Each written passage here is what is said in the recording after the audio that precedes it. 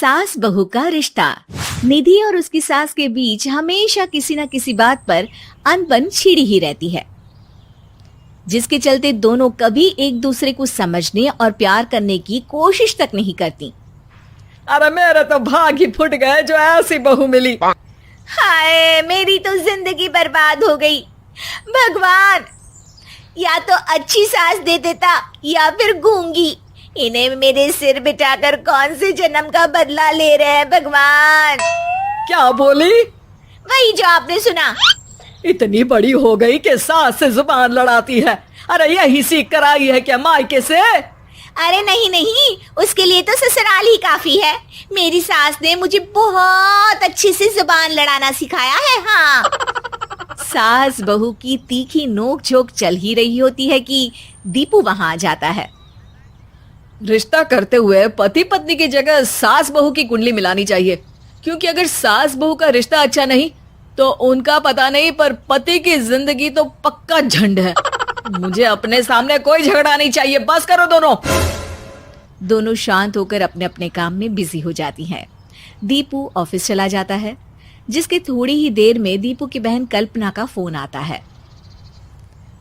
अरे कैसी है रे बेटा? ससुराल में सब बढ़िया है ना? कोई तुझे परेशान तो नहीं करता? सास की बात सुनकर पास खड़ी निधि हंसकर कहती है, अरे वाह रे ऊपर वाले, खुद बहू को शांति से सांस भी नहीं लेने देती और बेटी से पूछ रही है कोई परेशान तो नहीं करता। अरे मेरी बेटी तुम्हारी तरह नाकारा और बदतमीज नहीं है, इसलिए उससे पूछना बनता है। तो उनकी सास भी आपकी तरह नहीं होगी, इसीलिए उन्होंने कुछ बोला नहीं। और इसी के साथ एक बार फिर दोनों सास बहू के बीच तानों का युद्ध शुरू हो जाता है। फिर कल्पना कुछ देर तक तो फोन पर सुनती रहती है, पर जब दोनों चुप होने का नाम तक नहीं लेती तो वो चिल्लाते हुए बीच में बोलती है, अरे बस करो, यहाँ फोन कान पर लगाए जब मुझसे आप दोनों की बातें सुनी नहीं जा रही तो मेरा बेचारा भाई न जाने किस हाल में होगा। अरे ये सब तेरी भाभी की वजह से है बेटा। तो माँ, आप भी कुछ कम नहीं है। आप दोनों को ही अपना रिश्ता सुधारने की जरूरत है। मैं एक बाबा को जानती हूँ जो रिश्ते सुधारने में एक्सपर्ट है, आप दोनों उनके पास जाइए। ना जी ना, मैं ऐसे ढोंगी बाबा में नहीं मानती। देखा, कहा था ना। अरे ये तो हमारे घर में शांति चाहती ही नहीं है। भाभी, एक बार ट्राई करके तो देख लो। इस पर निधि मान जाती है और अगले ही दिन दीपू के ऑफिस जाने के बाद दोनों बाबा के पास पहुंच जाती हैं। सास बहू के बीच रिश्ता कुछ ज्यादा खास नहीं है। हर समय तू मैं चलती रहती है। हाँ जी हाँ, बिल्कुल सही। आप तो बहुत ज्ञानी है बाबा जी। तो पाई सुनो, बहू को साफ और सच्चे मन के साथ सास को 12 लाल और 12 हरी चूड़ियां भेंट करनी है। बात भेद अपने आप कम हो जाएंगे। बाबा का उपाय सुन अगले दिन निधि सास को चूड़ियां भेंट कर देती है, लेकिन इससे भी उन दोनों के बीच कुछ सही नहीं होता। अरे पक्का इसने ही किलस कर चूड़ियां दी होंगी, तभी कुछ नहीं हुआ। दोनों दोबारा बाबा के पास जाती हैं। कुछ नहीं होता। तो दूसरा उपाय सुनो। सुबह सूरज निकलने से पहले ही घर की सफाई कर सारा कूड़ा घर से बाहर कर ठंडे पानी से स्नान करना है। इससे दोनों के बीच रिश्ते अच्छे हो जाएंगे। अरे इतनी जल्दी मम्मी जी ही उठ सकती हैं, ये आपको ही करना पड़ेगा। मैं अकेली तो लड़ाइयाँ नहीं करती ना। बाबा का उपाय मानते हुए अगली सुबह से सास जल्दी उठ सूरज निकलने से पहले घर की सफाई कर ठंडे पानी से नहाने लगती है। ये सब कुछ दिन तक चलता है, जिससे अभी भी दोनों के रिश्ते तो नहीं सुधरते, पर सास की तबीयत खराब होने लगती है। अब लगता है आपने मन से काम नहीं किया होगा, तभी तो रिश्ता वैसा का वैसा पड़ा है और तबीयत खराब हो गई। अरे सही कहती थी तुम, कल मुहा ढोंगी बाबा। देर आए पर दुरुस्त आए। चलो आराम करो अब निधि बाकी काम छोड़ सास की सेवा करने लगती है। अपनी पत्नी और माँ में ऐसा बदलाव देख दीपू बिल्कुल हैरान रह जाता है। अरे कहीं बाबा ने कोई जादू टोना तो नहीं कर दिया? मेरी माँ और पत्नी इतना घुल मिल कर तो नहीं रहती। ओहो, सरकाज़म। बस बस, अब जाओ और अपना काम खुद कर लो, मुझे मम्मी जी का ख्याल रखना है। निधि की बात सुन हैरान दीपू बस उन्हें देखता रह जाता है और निधि सास का ध्यान रखने में लगी रहती है। इसी तरह दिन बीतते हैं और निधि आधे से ज्यादा समय सास के साथ बिताने लगती है, जिस वजह से उन दोनों का रिश्ता पहले से अच्छा होने लगता है और वो एक दूसरे को समझने लगती है। बहू, मैं सोचती हूँ एक बार उसे ढोंगी बाबा के पास जाना चाहिए, उसे सबक सिखाने के लिए। अरे पर मम्मी जी, उसकी क्या जरूरत है, हमारे घर में सब ठीक है, फिर वो कुछ भी करे, हमें उससे क्या। दोनों के बीच ये बात हो ही रही होती है कि तभी बाबा कल्पना के साथ उनके घर आ जाते हैं। माँ, बाबा आप दोनों से मिलना चाहते थे, इसलिए मैं उन्हें यहाँ ले आई। अरे पर हमें इस ढोंगी बाबा से नहीं मिलना। हाँ, मेरी बहू बिल्कुल सही कह रही है। जो कुछ समय पहले एक दूसरे को मारने को चलती थी, आज एक ही लय में बात कर रही है। आपको अपने रिश्ते के लिए किसी बाबा के नहीं, अपने आप की जरूरत होती है। रिश्ता सुधारने के लिए जरूरी है कि सास बहू को अपनी बेटी और बहू सास को अपनी माँ जैसा समझे और प्यार दे। उपाय तो बस एक तरीका है लोगों को समझाने का कि असली उपाय उनके पास ही है, आपको बस उन्हें समझना है।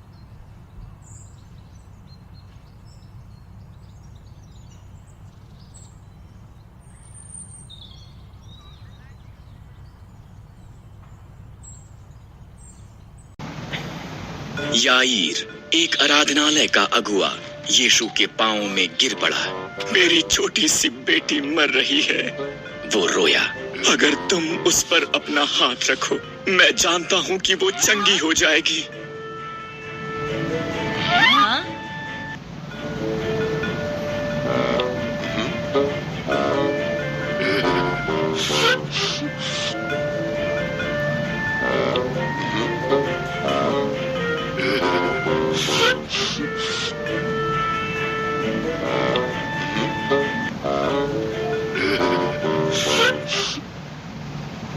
भीड़ में से रास्ता बनाते वो याईर के घर से आए कुछ मनुष्यों से मिला। तेरी बेटी तो मर चुकी है, उन्होंने कहा।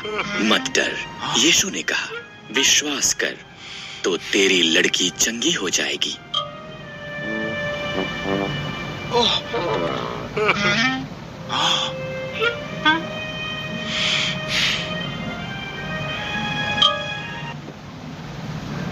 वो याईर के घर पहुंचे और लोगों को रोते हुए वहां पाया।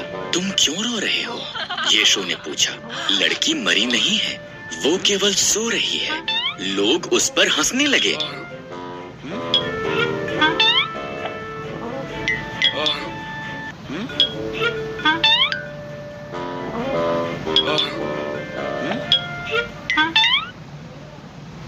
यीशु और उसके 3 शिष्य पतरस, याकूब और यूहन्ना याईर और उसकी पत्नी के साथ घर में गए।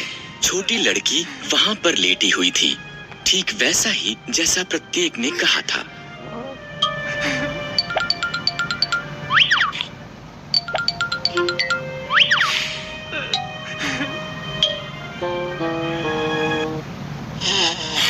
यीशु ने उसका हाथ पकड़ा। तब उसने कहा, हे लड़की, उठ। और वो उठ गई। वो यहाँ तक कि पूरे कमरे में चली भी।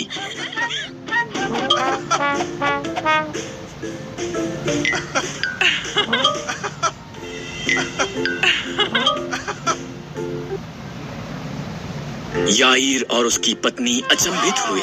यीशु ने उन्हें बताया कि किसी को मत बताए कि उसने क्या किया है। अब यीशु ने कहा, मैं सोचता हूँ कि लड़की को कुछ खाने को दिया जाना चाहिए।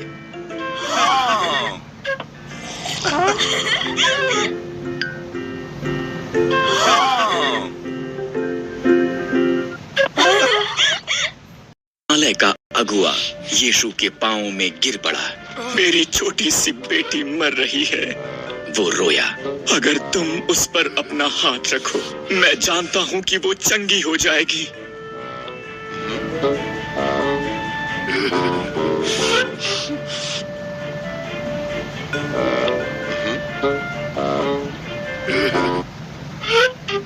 भीड़ में से रास्ता बनाते वो याईर के घर से आए कुछ मनुष्यों से मिला। तेरी बेटी तो मर चुकी है, उन्होंने कहा। मत डर, यीशु ने कहा, विश्वास कर तो तेरी लड़की चंगी हो जाएगी।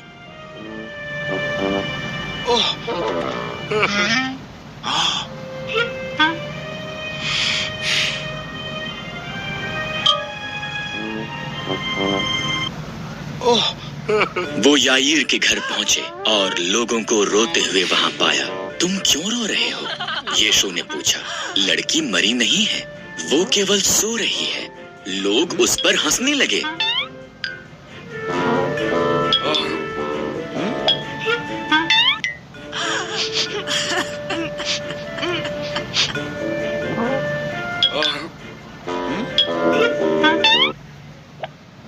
यीशु और उसके 3 शिष्य पतरस, याकूब और यूहन्ना याईर और उसकी पत्नी के साथ घर में गए। छोटी लड़की वहां पर लेटी हुई थी, ठीक वैसा ही जैसा प्रत्येक ने कहा था।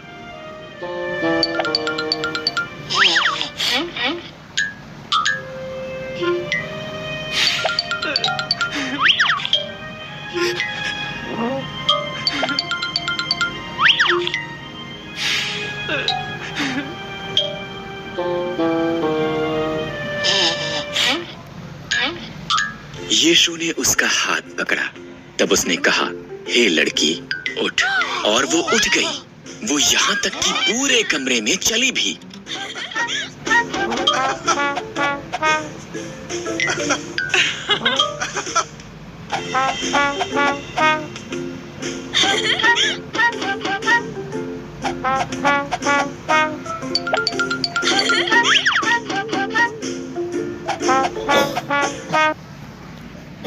याईर और उसकी पत्नी अचंभित हुए। यीशु ने उन्हें बताया कि किसी को मत बताए कि उसने क्या किया है। अब यीशु ने कहा, मैं सोचता हूँ कि लड़की को कुछ खाने को दिया जाना चाहिए।